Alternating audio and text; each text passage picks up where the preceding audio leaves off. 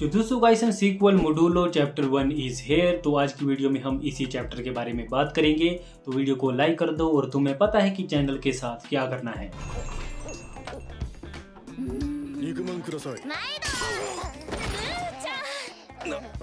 सो modulo chapter 1 की शुरुआत होती है एलियन स्पेसशिप से। हाँ गाइज, आपने सही सुना, जुजुत्सु काइसन में एलियन आ चुके हैं और ये जो एलियन हैं वो यहाँ पे रिफ्यूजी के तौर पर आए हैं और ये लगभग 50,000 से भी ज़्यादा हैं और ये एक अच्छी जगह की तलाश कर रहे हैं जहाँ पे ये रह सकें। और हमें रिवील होता है कि इन एलियन के पास भी सेम पावर है जो कि जुजुत्सु सोर्सर्स के पास होती है। तो कर्स एनर्जी वाला जो सीन है वो हो सकता है अर्थ पे इन्हीं एलियन से आया हो। और यहाँ पे एक इंटरेस्टिंग बात ये भी होती है कि जब इन एलियन को पता लगता है कि अर्थ पे भी कुछ लोग हैं जिनके पास जुजुत्सु सोर्सर की पावर है, तो ये हैरान होते हैं। मेरे हिसाब से इनके प्लेनेट से शायद कोई और बंदे ऐसे ही आ गए हों, इन्हें पता ना हो और फिर जाके अर्थ पे ये जुजुत्सु सोर्सर वाली पावर आई हो। और इसके बाद हमें हमारी सीरीज के मेन कैरेक्टर इंट्रोड्यूस होते हैं जो कि हैं यूका और सुरुगी। और ये जो दोनों हैं वो हैं ग्रैंड चिल्ड्रन ऑफ यूता और माकी। तो ऑफिशियली जो यूता और माकी हैं ये कंफर्म हो चुका है कि इन दोनों ने शादी कर ली थी और ये आगे इनके ग्रैंड चिल्ड्रन हैं। तो इसके बाद हमें थोड़ी सी बैक स्टोरी दिखाई जाती है यूका की। जब वो छोटी थी तो वो अपने ग्रैंडपा के साथ घूम रही थी और इसके जो ग्रैंडपा हैं वो उसे जो अपनी रिंग है वो देते हैं और वो उसे बोलते हैं कि वो उसे प्रोटेक्ट करेगी जब तक वो एक पूरे तरीके से सोर्सर नहीं बन जाती है। तो इसके बाद हमें 10 साल का टाइम जंप देखने के लिए मिलता है और हमें पता लगता है कि जो यूता है उसकी ओल्ड एज से डेथ हो चुकी है। और इसके अलावा हमें ये भी पता लगता है कि पहले जो माँ की है उसकी डेथ हुई और ये जो चीज़ थी वो यूता सहन नहीं कर पाया और उसकी जो विल थी जिंदा रहने की वो भी धीरे धीरे ख़त्म हो गई और उसकी भी डेथ हो गई। तो इसके बाद हमें यूका की जो मदर है वो दिखाई जाती है जो कि यूता ने उसे रिंग दी थी वो उसे वापस ले देती है और वो उसे बोलती है कि ये अब उसका जो ब्रदर है सुरुगी उसके पास जाएगी। और ये जो चीज़ है वो यूता को अच्छी नहीं लगती है और वो बोलती है कि ग्रैंडपा ने ये रिंग मुझे दी थी। और इसके बाद यूका डिसाइड करती है कि वो स्ट्रोंग बनेगी और फाइनली इस रिंग को दोबारा ले लेगी। तो इसके बाद हमारी इस सीरीज का हमें पहला विलन देखने के लिए मिलता है जो कि एक अननोन चाइल्ड के साथ बैठा होता है और ये जो है एक काफ़ी वोलेंट गेम खेल रहा होता है। और तभी ये जो विलन है वो इस बच्चे को बोलता भी है कि तुम्हारी एज के लिए ये गेम ज़्यादा वोलेंट नहीं है। तो ये बच्चा बोलता है कि ये नॉर्मल है, यहाँ गेम में बंदे मारना नॉर्मल है। तो ये विलन बोलता है ये चलो तुम्हारे लिए ये नॉर्मल है तो मैं तुम्हें ही मार देता हूँ। तो इसके बाद हमारा जो सीन है वो शिफ्ट हो जाता है यूका, सुरुगी और उसके बॉस के ऊपर और वो उसके नेक्स्ट मिशन के बारे में बात कर रहे होते हैं।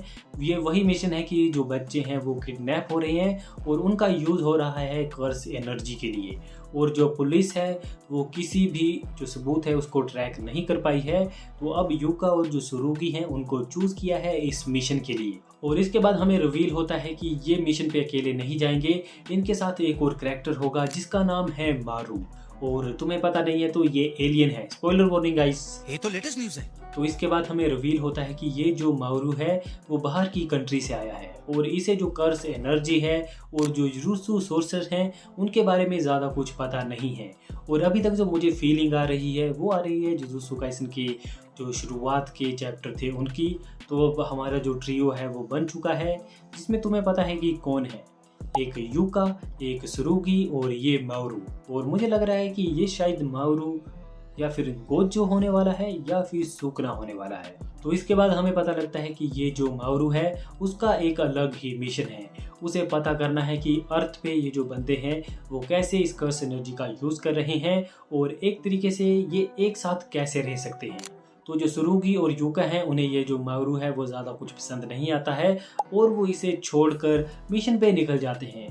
पर जो यूका है वो इसके पास वापस आ जाती है क्योंकि उसे लगता है कि उसने इसकी जो फीलिंग है उसे हर्ट किया है और ये काफ़ी बढ़िया बढ़िया हरकतें भी कर रहा था। फनी कैरेक्टर है ये अभी तक इस सीरीज का। तो इसके बाद यूका और जो मावरू है उन दोनों के बीच में बात होती है और ये जो मावरू है वो यूका को बोलता भी है कि तुम्हारा जो ब्रदर है और जो तुम हो दोनों के बीच में जो रिलेशनशिप है वो कुछ ज़्यादा अच्छा नज़र नहीं आ रहा है।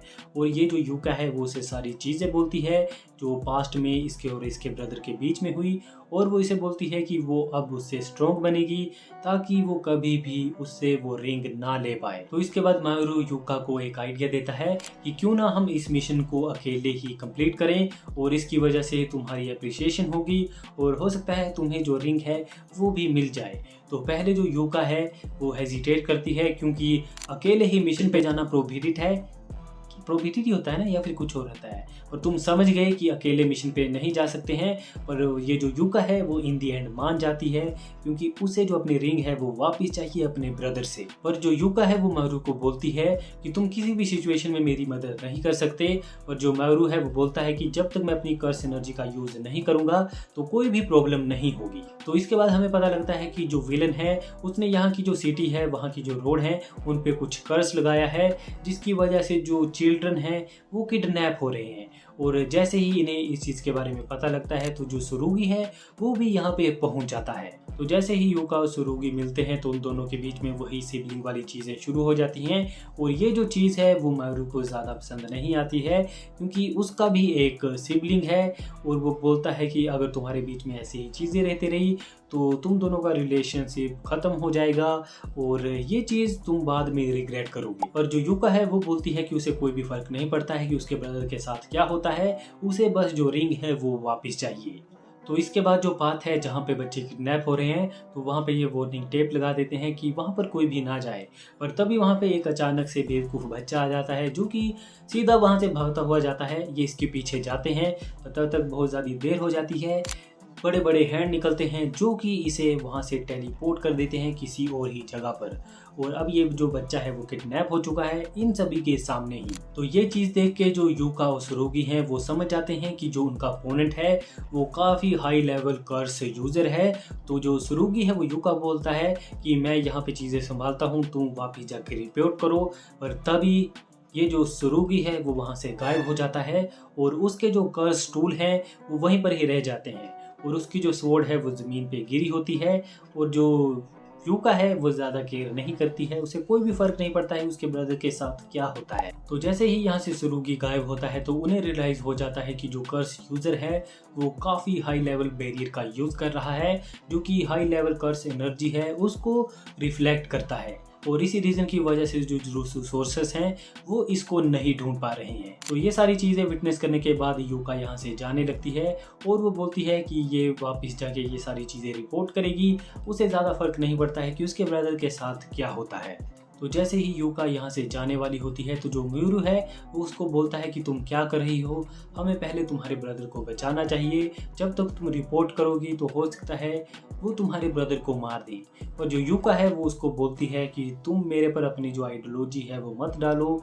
और इसके बाद हमें काफ़ी ज़्यादा जो टोकनो जुत्सु है वो देखने के लिए मिलता है और इन दी एंड यूका मान जाती है क्योंकि जो मावरू है वो इसको समझाता है कि तुम अपने ब्रदर के ऊपर गिव अप मत करो, मैंने भी नहीं किया।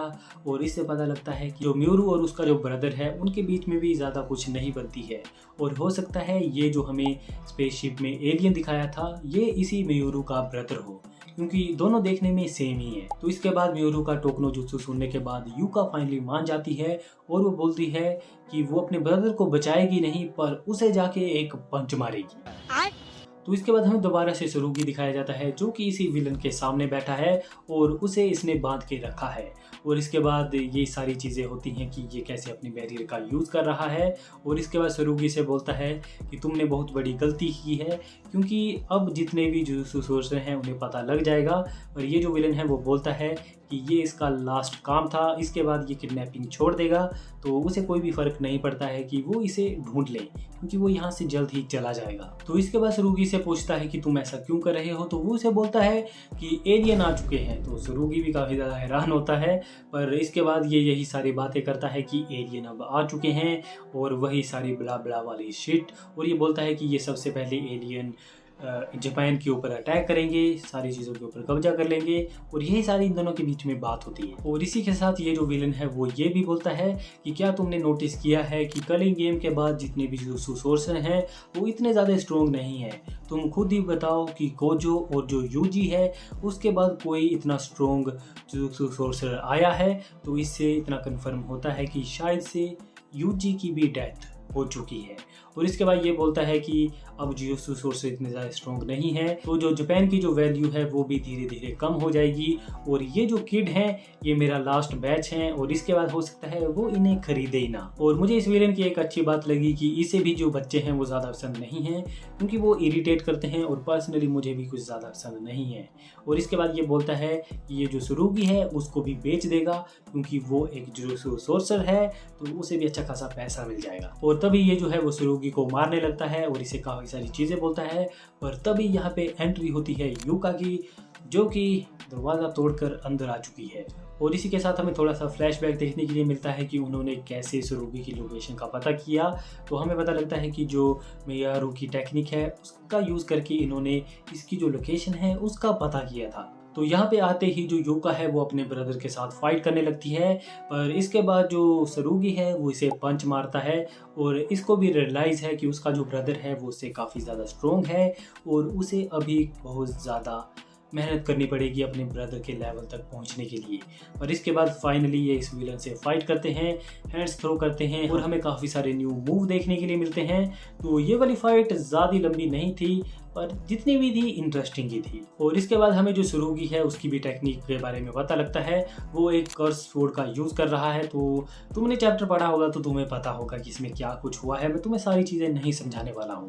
तो जैसे ही सुरुगी और जो यूका है मिलकर इसे डिफीट करते हैं तो हमें सुरुगी का एक फ्लैशबैक देखने के लिए मिलता है जहाँ पे वो माकी के साथ था और हमें पता लगता है कि जो माकी की तरह ही इसके पास भी जो हेविली रिस्ट्रिक्शन है जिसकी वजह से ये अभी तक इतना ज़्यादा स्ट्रॉन्ग नहीं है। और वो उसे बोलती भी है कि ये डबल एज स्वॉर्ड है जो कि अच्छी भी हो सकती है बुरी भी हो सकती है। और इसके बाद हमें सुरुगी का पर्सपेक्टिव दिखाया जाता है जब उसे रिंग दी गई थी, तो उसके हिसाब से उसे रिंग इसलिए दी क्योंकि वो वीक था और वो जो रिंग है वो एक चार्म है और वो उसे अच्छा नहीं लगा और वो बोलता है कि वो स्ट्रॉन्ग बनेगा ताकि ये रिंग वापिस कर दे। और इससे हमें पता लगता है कि दोनों सिबलिंग के बीच में बस थोड़ी सी मिसअंडरस्टैंडिंग है क्योंकि हो सकता है आगे जाके क्लियर भी हो जाए। और इसके बाद हमारा जो विलन है वो दोबारा से वही अपने विलन वाले काम कर रहा है, वो अपनी कर्स टेक्निक को दोबारा से चालू कर देता है और ये जो चिल्ड्रन हैं वो ट्रांसपोर्ट होने लग पड़ते हैं यहाँ से कहीं और पर ही।